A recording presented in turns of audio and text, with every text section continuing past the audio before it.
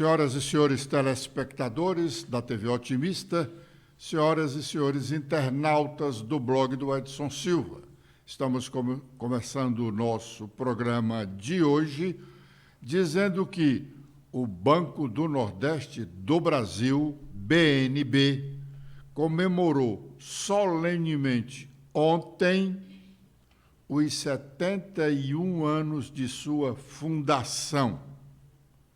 O banco foi fundado por força do trabalho de lideranças do PSD do passado, PSD de antes da Revolução de 64. Esse PSD de hoje é um outro totalmente diferente daquele. Pois bem, o banco foi fundado por força do trabalho de lideranças do PSD do passado, sob a alegação, na época, de que a região nordestina precisava de um banco de fomento. O PSD foi extinto por ato do regime militar que tomou posse no Brasil em 1964. Durante muitos anos, comandou a instituição o ex-governador do Ceará, Raul Barbosa, do PSD. Foi presidente do banco logo nos primórdios da instituição. Ontem, o Banco do Nordeste do Brasil, que hoje é presidido por um ex-governador do estado de Pernambuco, Paulo Câmara, homenageou com uma medalha algumas personalidades da política nacional, inclusive o ministro da Educação, Camilo Santana. Em seu discurso, o presidente do banco, Paulo Câmara, falou sobre a pujança do BNB. Vamos ouvi-lo. Estamos aqui para comemorar os 71 anos de uma história marcada por dedicação, resiliência e, sobretudo, pelo compromisso inabalável com o desenvolvimento regional. É dia também de saudar o presidente Lula, esse grande brasileiro nordestino como nós, que, ao me convidar para assumir o honroso cargo de presidente do BNB, assegurou uma coisa: as ameaças dos últimos anos ao Banco do Nordeste chegaram ao fim. Vamos investir no potencial do banco e consolidá-lo como principal vetor de desenvolvimento da região Nordeste. Fui governador de Pernambuco por 8 anos e presidente do Consórcio Nordeste. E é com imenso orgulho que hoje tenho a possibilidade de liderar o BNB, uma instituição madura, transparente, com governança forte, que atua em busca da equidade desde sua criação, liderada inicialmente pelo baiano Rômulo Almeida e que carrega o espírito desenvolvimentista em suas raízes. Teremos hoje a oportunidade de homenagear personalidades que se unem aos propósitos dos fundadores do BNB.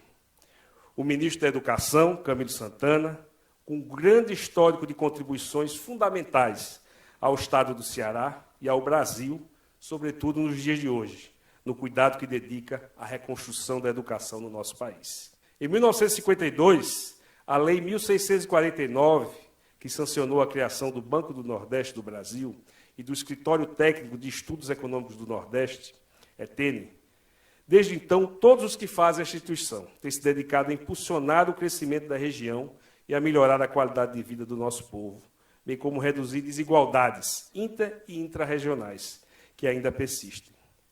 O Nordeste possui hoje 28% da população do país, mas detém menos de 14% da renda nacional. Uma distorção a ser superada com o engajamento de todo o agente público e liderança regional. Ao longo desses anos, vivenciamos diversos marcos históricos que moldaram o Banco do Nordeste que temos hoje. Bom, a respeito do aniversário do Banco do Nordeste, a coluna política do jornal O Estado de São Paulo de hoje tem uma notinha que diz o seguinte: o presidente do Banco do Nordeste, Paulo Câmara, decidiu fazer um afago ao ministro da Educação, Camilo Santana, depois de os dois travarem uma disputa nos bastidores pelo controle do Banco de Fomento. Prossegue a nota. Ele, Paulo Câmara, entregou ao petista uma homenagem nas comemorações de aniversário do banco. Embora aliado de Câmara, Camilo queria o PT do Ceará à frente do BNB, conclui a nota. Os nossos ouvintes e telespectadores notaram que no discurso do presidente do banco, o ex-governador de Pernambuco, Paulo Câmara, ele disse que o presidente Lula havia garantido a ele que cessaram-se todas as ameaças contra o banco. Ele não disse que ameaças eram essas, mas eram ameaças de extinção. Em várias oportunidades, falou-se em extinção do Banco do Nordeste e também do Banco da Amazônia, que foi criado posteriormente à criação do Banco do Nordeste. Paulo Câmara fez referência também ao ETENI, uma palavra hoje praticamente esquecida de uma boa parte dos nordestinos e brasileiros, pois foi o ETENI o responsável pela modernização da administração pública no Nordeste brasileiro. Saiu do ETENI os principais pensadores sobre a nova e moderna administração dos governos estaduais, começando aqui pelo Ceará, buscado pelo governador Virgílio Távora no seu primeiro governo, quando o estado do Ceará elaborou o seu primeiro plano de governo.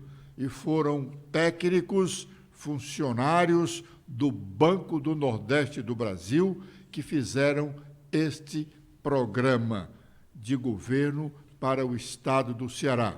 Imediatamente depois, eles fizeram também plano de governo para o governo da Bahia, governo de Pernambuco, e seguiram-se os outros planos. O Nordeste brasileiro, na parte que diz respeito à administração pública, começou a modernizar-se com o trabalho dos técnicos do ETENI.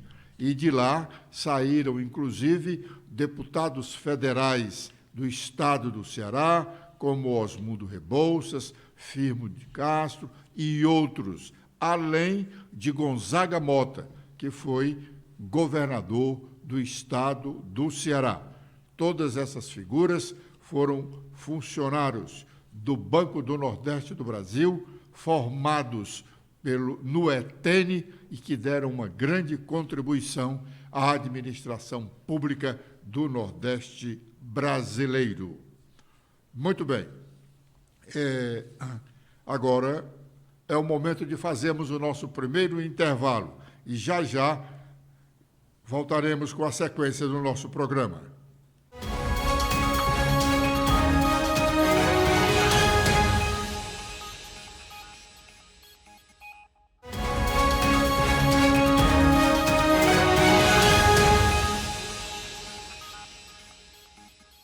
Os integrantes da Comissão Parlamentar Mista de Inquérito, CPMI, que funciona no Congresso Nacional, neste recesso parlamentar, têm aproveitado para analisar.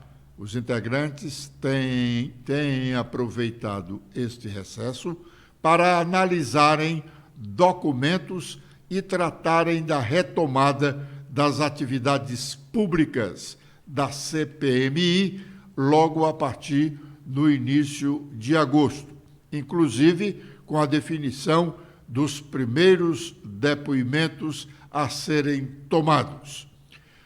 Hoje, o jornal O Estado de São Paulo traz uma matéria sobre esse tema. Stephanie.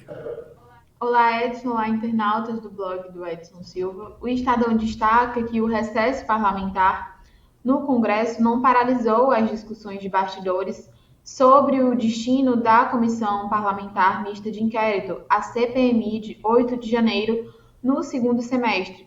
Os parlamentares debatem a possibilidade de retomar os trabalhos em agosto, com o depoimento do ex-diretor adjunto da Agência Brasileira de Inteligência, ABIN, Saulo Moura da Cunha, que comandava o órgão no dia em que ocorreram os ataques às sedes dos três poderes. A convocação de Cunha foi mobilizada pela oposição, numa tentativa de fortalecer a tese de que o governo do presidente Luiz Inácio Lula da Silva teria sido omisso durante o processo de preparação do esquema de segurança para o dia 8 de janeiro. A ABIN elaborou relatórios e alertas que foram enviados aos órgãos públicos sobre os riscos envolvidos nas manifestações convocadas para a data. Cunha foi nomeado diretor adjunto da ABIN no primeiro dia de mandato de Lula e acabou exonerado do cargo em março.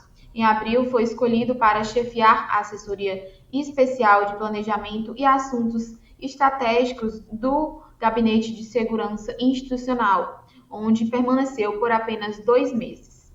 Muito bem. 2 ministros do Supremo Tribunal Federal continuam na berlinda neste período de recesso das atividades da Corte Superior da Justiça Brasileira. O ministro Alexandre de Moraes, que também é presidente do Tribunal Superior Eleitoral, agredido verbalmente por brasileiros no Aeroporto Internacional de Roma no último fim de semana. E o ministro Luiz Roberto Barroso, que fez um pronunciamento considerado político num recente Congresso Nacional de Estudantes realizado em Brasília. O ministro Barroso sofreu uma reprimenda pública do presidente do Congresso Nacional, senador Rodrigo Pacheco, no início desta semana. E ontem, um grupo de senadores protocolou no Senado um pedido de impeachment do ministro Luiz Roberto Barroso. Um dos senadores é o filho do ex-presidente Jair Bolsonaro, senador Flávio Bolsonaro.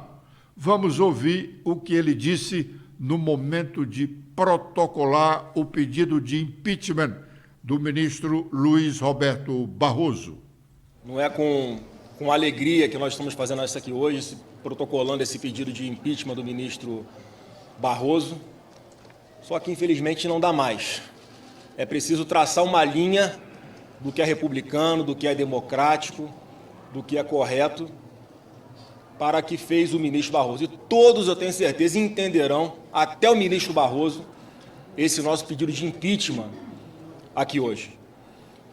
O que ele fez foi só verbalizar aquilo que milhões de brasileiros observaram nos anos de governo Bolsonaro, durante o processo eleitoral e após o processo eleitoral, com essa covardia ilegal e arbitrária que foi feita com Bolsonaro de deixá-lo inelegível, sem nenhum fundamento.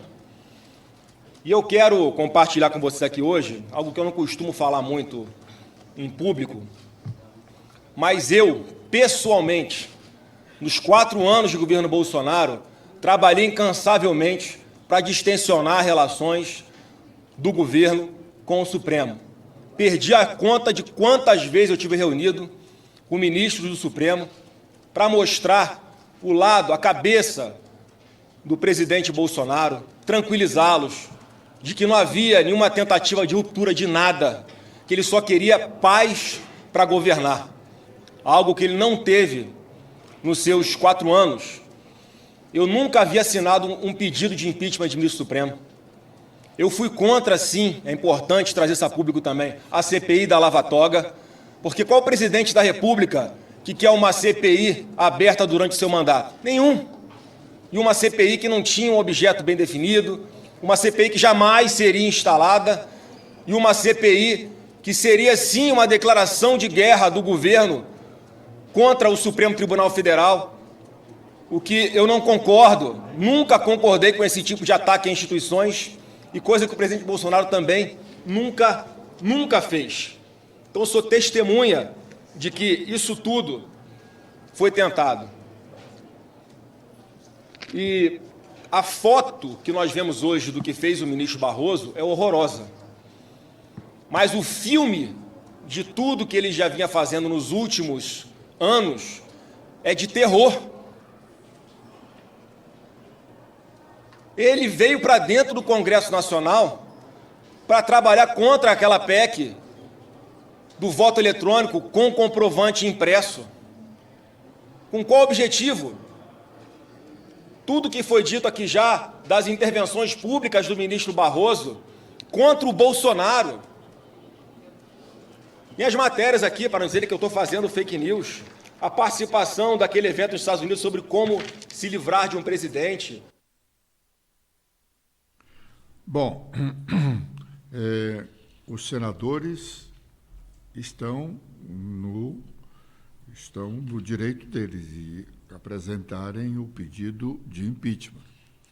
E realmente é o Senado a casa competente para julgar processos contra os ministros do Supremo Tribunal Federal. Mas o bom seria que nada disso estivesse acontecendo. O bom seria que nada disso houvesse na nossa política nacional.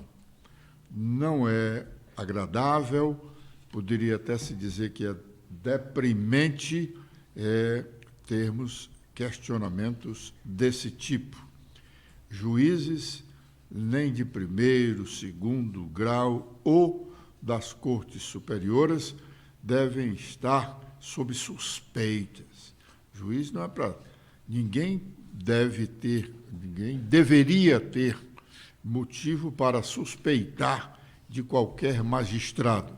Mas os magistrados brasileiros hoje, há exceções, e respeitemos as exceções, estão atuando também como políticos. Agora é o momento de sabermos quais as nossas manchetes. Letícia.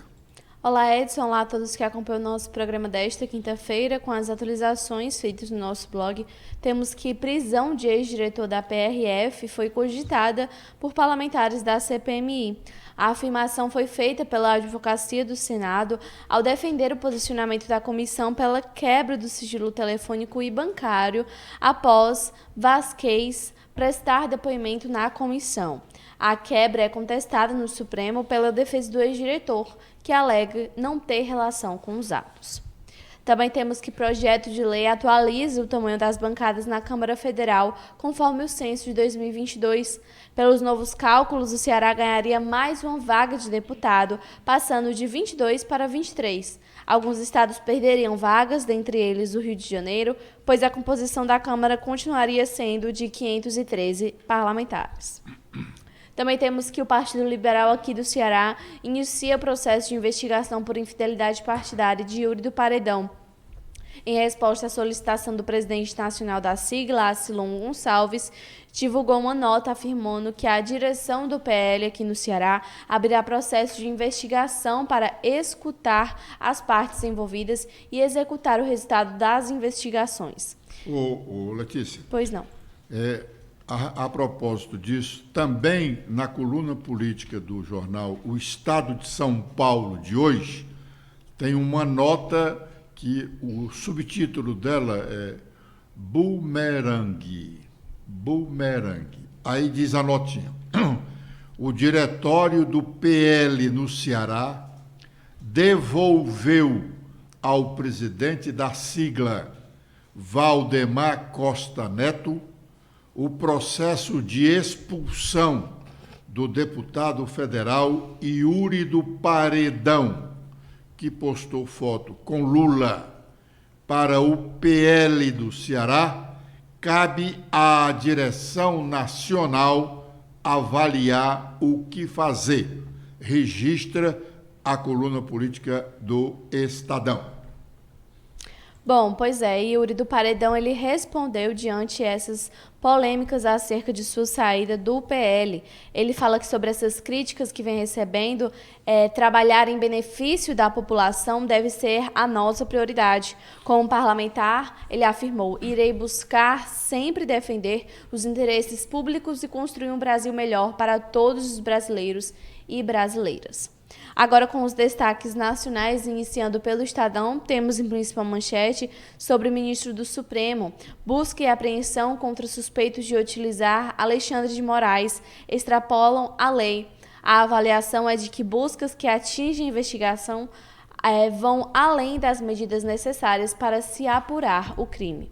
Com os destaques do Globo, temos em principal manchete que Lula viaja 20% do tempo e reinsere o Brasil no exterior e acumula gafes sobre guerra e Venezuela. O impasse mais recente ocorreu ontem, quando chamou o presidente chileno de sequioso e apressado. Também temos em destaque foco em alta renda. Haddad quer enviar ao Congresso Nacional o projeto para tributar fundos exclusivos no mês de agosto.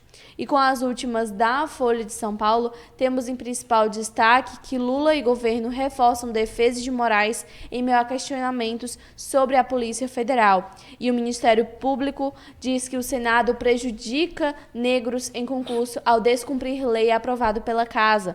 A Casa Legislativa Federal nega erros em seleção e diz cumprir a legislação. Bom, vamos fazer mais um intervalo e já estaremos de volta com a última parte do nosso programa.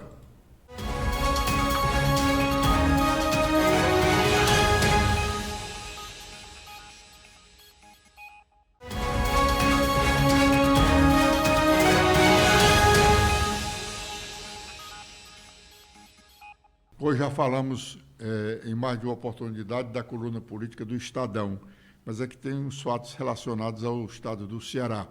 E uma outra nota, parece até que é um recado para o deputado estadual Evandro Leitão, presidente da Assembleia, que chegou a admitir, ou ainda pode estar admitindo, a possibilidade de ir para o PT, pensando em ser candidato a prefeito de Fortaleza no próximo ano. A nota do Estadão diz o seguinte: namoro.